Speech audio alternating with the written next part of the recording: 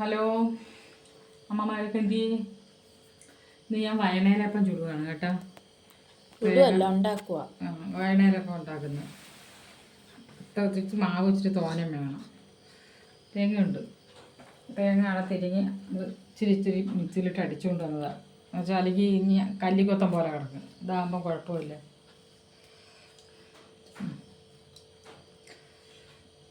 തേങ്ങ, ഇത് ഏലക്ക.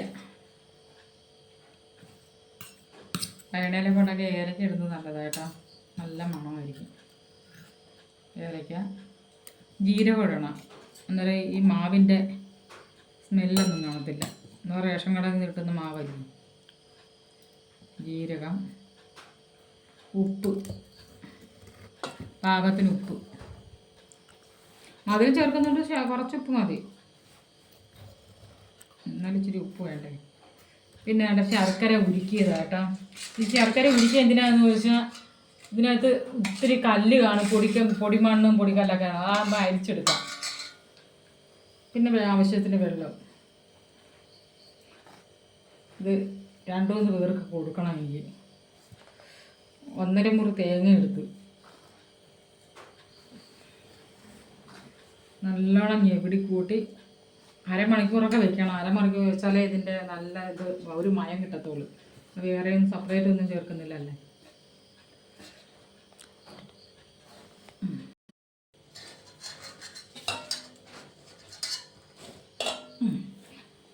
കുറച്ചൊഴിക്കുക, അതാകുമ്പോൾ വെള്ളം ചേർക്കണ്ട കേട്ടോ.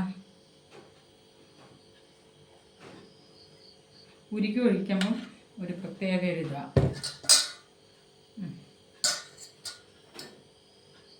വരട്ടെ കാലത്തെ കുമ്പളേക്കോ ആണ്ടോ. ഇന്ന് രാത്രി ഉണ്ടാക്കി വെച്ചതാ.